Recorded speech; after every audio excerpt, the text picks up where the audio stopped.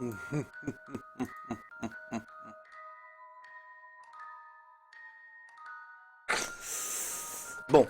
la narration, j'espère qu'elle va être meilleure que la dernière fois. Je pense que je vais m'améliorer. T'inquiète, Mark Landers, j'ai déjà l'histoire. Donc l'histoire que je vais vous raconter aujourd'hui est vraiment très mystérieuse. En fait, ça va frôler même la science-fiction et la science-fiction. Vraiment, c'est plus ou moins un film. Mais le truc, c'est que d'après celui qui la raconte, c'est une histoire qui lui est arrivée à lui-même. C'est une histoire vraie. Bon, bien sûr, une histoire véridique de la part de celui qui la raconte. Alors, c'est fait sous forme, ça va être scénarisé et raconté sous forme de roman. Comme si c'était un roman. Donc, je vais baisser un peu le son. Donc, restez concentrés. Écoutez bien. Je vais même baisser encore plus la musique. Voilà, comme ça on m'entend bien. Donc, la personne qui raconte cette histoire dit qu'elle l'a vécu. Un roumain, Chivalier, espèce d'enfoiré, Tag Life. Un roman. Diego Mulmar. Bon, non, sérieux, il faut rester concentré. Essayez de rester concentré. Donc, la personne qui raconte cette histoire, d'après lui, ça lui est arrivé à lui. D'après lui, ça lui est arrivé à lui. Et cette histoire est vraie. Libre à vous de le croire ou de ne pas le croire. À cette époque, ce jeune homme, enfin c'était un jeune homme, maintenant il est plus, c'est un adulte, c'était un jeune homme de 17 ans. Et il raconte lui-même, donc je vais vous faire la narration. J'avais 17 ans et nous sommes partis en vacances au Maroc en 1990, dans la région d'Imouzer Kandar, près de Fès au Maroc. Fès au Maroc. Bon, c'était un voyage en famille et il y avait lui, il racontait, il dit moi, mon petit frère ainsi que ma petite soeur et mes parents. Ces vacances ont duré 10 jours. Nous logions dans une petite maison proche des montagnes. J'étais passionné par la nature, j'avais des jumelles et chaque jour, je faisais des sorties sans la permission de mes parents pour aller découvrir les montagnes environnantes. Il y avait une montagne pas loin qui me fascinait beaucoup. Il y avait comme une petite forêt à la base de la montagne. J'y suis allé plusieurs fois mais sans jamais monter très haut. Donc c'est un jeune qui aimait bien se balader, qui, qui était très curieux. Un jour, j'ai décidé d'aller plus loin et de monter jusqu'au sommet afin de contempler le paysage. Mais arrivé à mi-chemin sur un plateau, je découvre une crevasse, comme une grotte, enfouie dans l'entrée, comme une grotte enfouie dont l'entrée était impraticable, vu qu'il y avait un vide et que des cordes et du matériel étaient indispensables pour y descendre. Mais il se faisait tard et j'avais décidé de rentrer. Donc ça, c'est la première fois où il a visité la grotte. Enfin, il s'est approché de la grotte. Bon, c'était vraiment une grotte où on ne pouvait pas s'approcher, sinon risque de mort. Risque de mort imminente. Donc la première fois où il est allé, il a rebroussé chemin, il est rentré à la maison. Le lendemain, je suis remonté une nouvelle fois. Mais cette fois-ci, avec la volonté de me rendre jusqu'au sommet. J'ai suivi le même chemin que la veille, passant sur le plateau où se trouvait la grotte. Alors que je m'en approchais, j'aperçois ce que j'ai identifié comme un groupe d'enfants, une dizaine d'enfants. Donc en fait, le lendemain, il s'approche de la grotte et de loin, il voit de loin.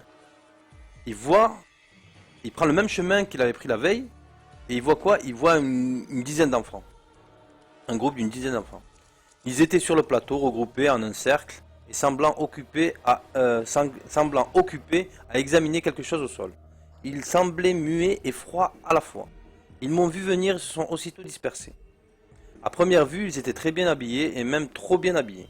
Aucun rapport avec les personnes habitant la région. Des paysans pour la plupart, j'ai trouvé ça bizarre. Ils n'avaient aucun sac, ni bouteille d'eau, ce qui n'est pas non plus dans les habitudes ici. Vu le climat très chaud et les risques liés à la montagne, surtout en été. Donc c'est souvent, c'est le genre de situation qui arrive souvent dans les histoires qu'on raconte, c'est que en fait c'est des situations absurdes, en fait des situations pas possibles. C'est-à-dire que là, l'endroit où il était, c'était la montagne, il faisait chaud, c'était l'été, il y avait une grotte et une dizaine d'enfants très bien habillés, limite des scouts. Donc c'était louche. Ces enfants m'ont semblé très mystérieux. Ils étaient beaux, calmes, même trop calmes pour leur âge. Cela donnait une impression de surnaturel. Pourtant, pas d'engin pour les transporter aux environs. Comment sont-ils venus jusqu'ici? Sans adultes, sans accompagnateur. Donc là, l'intrigue elle commence en fait. Bon, il faut bien capter que la personne qui raconte, il se trappe. La personne qui raconte ça, elle raconte un fait qui s'est réalisé, c'est-à-dire qu'elle le raconte d'une façon où ça lui est arrivé. En observant ce groupe, tout d'abord, j'ai eu peur pour eux. Peur qu'il leur arrive quelque chose, qui tombe dans la grotte ou au milieu de nulle part, et tout près d'une grotte d'au moins 15 mètres de profondeur. Voilà, voire plus. J'étais encore loin d'eux, mais je m'avançais et les interpellais tout de même en leur posant la question toute bête. Une question toute bête. Donc ils s'approchent petit à petit de la grotte et des enfants. Et là, de loin, il leur dit, et ils l'entendent, ils savent qu'il est là. Il leur dit, mais qu'est-ce que vous faites là et d'où venez-vous? L'un de ces gamins et un seul m'a, l'un de ces gamins et un seul m'a répondu. Donc il y en a un seul qui lui a répondu, avant même que je finisse ma phrase, comme s'il lisait dans mon inconscient et d'une voix normale qui ne m'a pas choqué. Donc direct, il lui dit, on vient de pas loin. Rien de plus, rien de plus, pas d'autres détails. Aussitôt qu'il a prononcé ces mots, les autres enfants se sont dispersés aux abords du gouffre. J'aperçois alors une petite fille avec eux. Ce qui est à nouveau n'est pas dans les habitudes d'un autre pays et qui plus est à la campagne où les filles restent à la maison, qui semblait voir descendre dans le gouffre. En fait, il était encore plus étonné de voir une fille parmi eux, parce que dans cette campagne, dans ce genre de campagne, Obled, c'est pas des choses qui arrivent. Souvent, les filles sont entre eux et les garçons ils sont entre eux. Ils jouent entre eux, ils sont séparés. C'est très rare que tu les trouves en train de jouer ensemble. Donc là, c'était encore plus intriguant et il a commencé ce qu'il m'a pas. C'est pas dans les habitudes. Il reste à la maison. Il semblait vouloir descendre dans le gouffre. Instinctivement, j'ai alors lancé. Instinctivement, il a dit la chose suivante. Mais où voulez-vous aller? C'est dangereux ici. Vous voulez vous jeter dans le gouffre? C'est lui qui m'a répondu au début, me dira alors. Nous sommes venus ici pour enlever ces choses et me le montrant du doigt. Il lui montre quelque chose par terre. Il me montrait ce qui était comme des cordes fixées sur la paroi opposée du gouffre. Mais pour moi, il leur était impossible de décrocher ces fils. Il faudrait voler ou être en lévitation pour le faire. En fait, il y avait des cordes au milieu de la grotte qui les Enfin, c'était impossible qu'ils enlèvent ça. Des gamins, ils peuvent pas enlever ça. Donc en fait, c'était impossible que des gamins puissent faire ça. Donc là, comment des enfants auraient-ils été, pourraient-ils, auraient été en mesure de faire cela sans aide, sans matériel? C'est alors qu'il me dit, ne t'inquiète pas et viens, on va jouer un peu. Je vais te défier et je suis sûr que je vais gagner. J'ai souri et je lui ai dit, vas-y, montre-moi. C'est alors que l'enfant se déplace assez loin du... Ouais, là c'est mystérieux. C'est là, alors que l'enfant se déplace assez loin du gouffre, je le suis, tout en me situant à une bonne distance de lui. Il prend un caillou, il ramasse un caillou par terre, assez lourd, un gros caillou, et le lance en l'air. Il le lance en l'air. C'était tout à fait stupéfiant. Le caillou volait comme un éclair sans pratiquement que je sois en mesure de le suivre des yeux. À une vitesse folle, vertigineuse, on aurait dit que le caillou brûlait dans l'air tout en émettant un son très sourd. Donc là, il était complètement choqué. Là, c'est la panique totale. Là, il prend le caillou, il le jette, mais d'une force surhumaine.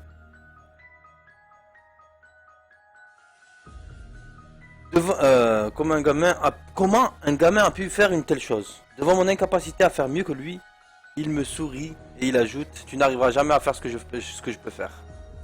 Là, c'est la panique. Est-ce vraiment un gamin? Est-ce vraiment un humain? Je ne sais guère.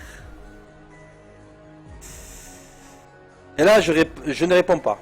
Je me retourne et je regarde vers les autres enfants, qui attendaient, les yeux dirigés dans ma direction et qui ne parlaient pas. J'ai remarqué qu'ils avaient tous quelque chose en commun. Ils avaient tous exactement la même taille. J'ai trouvé ça surprenant. Le gamin m'a alors demandé d'une façon qui ne m'a pas paru étrange où je comptais aller et pourquoi je suis monté jusqu'ici. Je lui ai répondu que je voulais seulement monter jusqu'au sommet de la montagne, pour profiter du paysage. Il restait un moment pour observer le coucher du soleil et prendre des photos. Il a poursuivi en me disant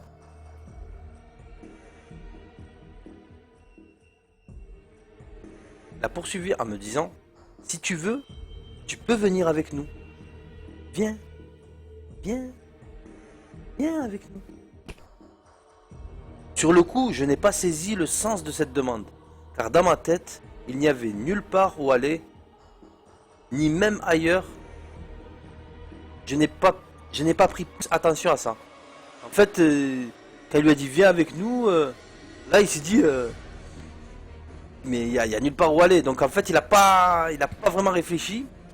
J'ai dit tout simplement, il a répondu tout simplement,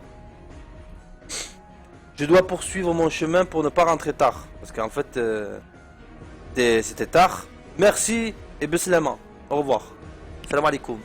Donc en fait, il a pas réagi à ce qu'il lui a demandé. En fait, il aurait pu, parce que s'il aurait réfléchi, il aurait peut-être suivi. Mais là, il s'est dit, ouais, c'est l'heure, c'est tard, bah, je vais rentrer au dal. Et là, il raconte, choqué par ce que venait de faire ce gamin, le caillou là, je ne comprenais toujours pas. Je leur ai alors dit en partant, à nouveau de faire attention. J'aurais dit, faites attention au gouffre. J'ai remarqué tout à coup à cet endroit un feu qui était apparu là où ils étaient. C'était un feu à même le sol. C'est là où en fait ils cherchaient, au milieu de... Enfin eux ils se sont éparpillés. Et là ils voient qu'il y avait un feu qui brûlait. Sans bois en dessous pour l'entretenir. Comment un feu non sécurisé et sans bois pouvait ne pas se propager sur plus de surface aux alentours? Et surtout pour quelle raison faire un feu en plein après-midi d'été? Je trouvais ça très étrange. J'ai fait mine de rien, j'ai commencé à avoir peur, mais j'ai continué à avancer à une allure normale, pour ne pas faire éveiller de soupçons à ses enfants. En fait là il a commencé vraiment à paniquer. Truc 10, espèce d'enfoiré, tu casses le délire. Et là en fait il commence vraiment à paniquer, mais il se dit ouais je vais pas aller en courant parce que sinon ça va être la panique. Et sinon s'il faut je sais pas ce qui va se passer, ils vont me poursuivre ou j'en sais rien. Donc là il est indécis mais il marche tranquillement. J'ai trouvé ça très étrange. Quelques secondes plus tard, 10 tout au plus, j'avais entendu des cris extrêmement puissants. En fait il a entendu des cris d'enfants. J'ai dû me boucher les oreilles pour calmer la douleur. Ce n'était pas des cris d'enfants, mais ce fut très bref, ça a duré 5-6 secondes. C'était pas des cris d'enfants mais des cris stridents. Je me retourne pour voir ce que c'était. Et où étaient ces enfants? Je regarde intensément, je cherche en direction de l'endroit où je les avais laissés. Puis je vérifie en me déplaçant. Si je les apercevais, mais plus personne. En me déplaçant, si je les apercevais, mais plus personne. Plus rien. Ce groupe d'enfants avait disparu comme s'ils s'étaient volatilisés. Et surtout, le feu à leur côté avait aussi disparu. Ouais, ils essayaient de passer le col de Caradras. Attention au col de Caradras, la chambre. Non mais écoutez, parce que l'intrigue elle est à son paroxysme. Donc là, il se retourne et tout, il les voit pas, Yawelou. L'horizon est relativement bien dégagé sur cette partie de la montagne. J'aurais dû les voir. Il semble impossible, vu les moyens dont ils disposaient, de descendre dans la grotte. Donc c'est impossible, ils n'ont pas pu sauter dans la grotte, ils ont disparu. Et encore moins en si peu de temps. De disparaître de mon champ de vision, je n'explique toujours pas ça aujourd'hui. Donc, la personne elle raconte, c'est quelques années plus tard. J'avais décidé de continuer toutefois mon chemin. Inconscient que je suis, même après ces événements bizarres, après une heure de marche, j'avais tout à coup senti comme l'impression que quelqu'un ou quelque chose me suivait. Une présence qui m'accompagnait. J'avais beau regarder partout plusieurs fois, rien. À part le bruit des oiseaux et du vent, il n'y avait rien. Donc là, c'est vraiment l'angoisse et la panique. Hein. Une fois en haut, je suis resté plusieurs heures pour profiter du paysage. Prendre des photos, prendre des photos. Et à un moment, il s'est allongé sur le sol, puis, pris de fatigue, je m'étais endormi. Je m'étais réveillé du coup en pleine nuit. Il devait être aux alentours de 23 heures. Waouh, c'est... Là, en fait, il s'assoupit, en fait, il se met tranquille, il se couche, il s'assoupit, en fait, il s'endort. Et là, il est 23 heures du soir, enfin 23 heures. Et là, il se réveille. Et là, c'est chaud parce que là, il fait nuit noire. Il est 23 heures. Et il est tout seul dans une sorte de plaine au pied de la montagne. La température avait dû prendre 40 degrés en quelques secondes. Il faisait très très chaud. Et d'un coup, des cris stridents, très aigus et très très puissants.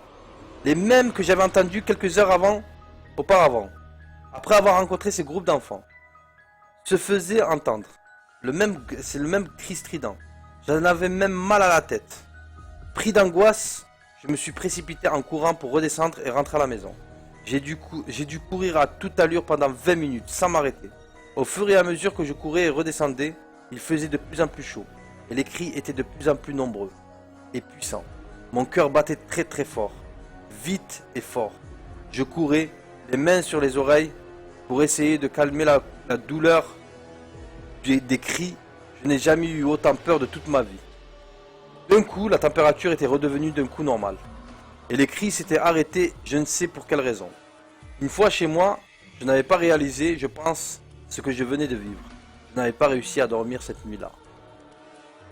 Le matin même, donc là la nuit est passée, le matin même, j'avais raconté tout ça à mon petit frère de 14 ans.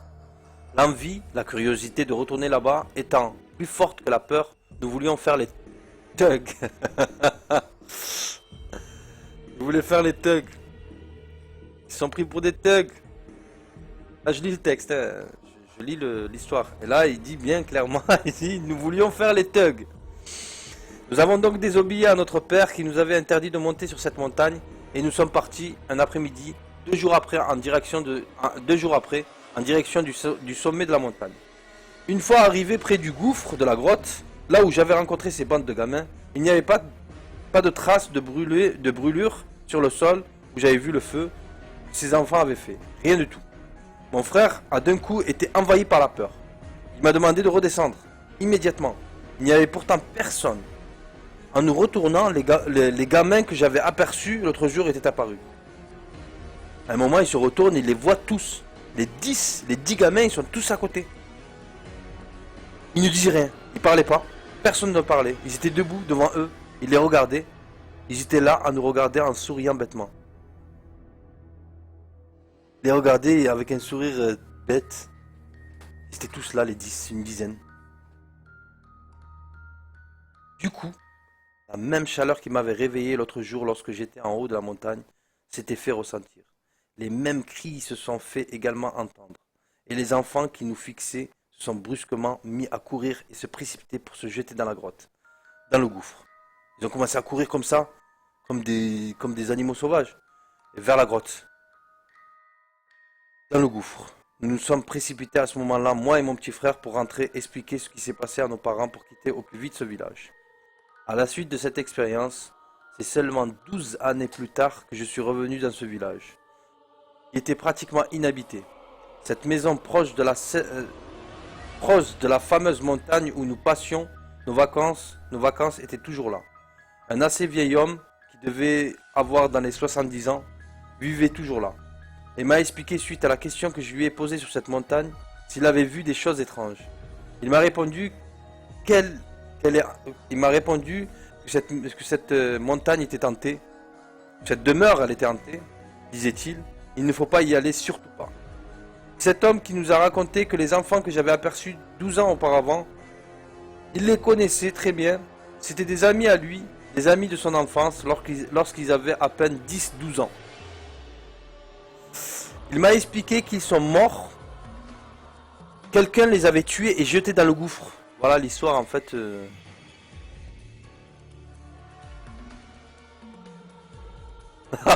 Pierrot. Écoutez jusqu'à la fin. C'est une histoire. C'est comme lire un livre, les gars. C'est ça que vous faites rien, vous faites qu'écouter. Il m'a expliqué qu'ils sont morts. Quelqu'un les avait tués et jetés dans le gouffre sans aucune raison. Ces enfants avaient disparu du jour au lendemain. Ce n'est que des années plus tard que leurs corps ont été retrouvés. On ne sait pas qui les a tués, ni pourquoi, mais depuis ce moment-là, des choses inexplicables se produisent là-bas.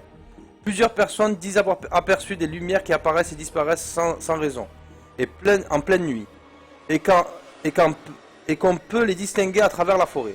Les touristes, quant à eux, disent avoir entendu des rires d'enfants près d'un gouffre. D'autres alors, en plein hiver, disaient avoir ressenti une très forte chaleur en se promenant sur cette montagne. Il se serait cru en plein désert tellement il fait chaud. Ce sont ces mêmes événements dont le vieil homme avait lui-même été plusieurs fois confronté en s'aventurant sur cette montagne, disait-il. C'est donc ces enfants qui ont été tués que j'avais aperçus ces jours-là, en été 1990. J'ai même pu parler avec l'un d'entre eux. Là, en fait, il se remémore, il se dit que cet été 90, non seulement il les a approchés, mais en plus il a parlé avec l'un d'entre eux. Mais le pire dans tout ça, c'est que si vous vous rappelez bien, le début de l'histoire, à un moment, c'est donc ces enfants qui ont été tués que j'avais aperçus. Depuis ce jour, je n'arrête pas de penser à ce que ce garçon, ce fantôme en fait, ce revenant, m'avait dit. Si tu veux, tu peux venir avec nous. Viens, viens avec nous. Que m'aurait-il arrivé, que me serait-il arrivé si je les avais suivis ce jour-là? Thug Life.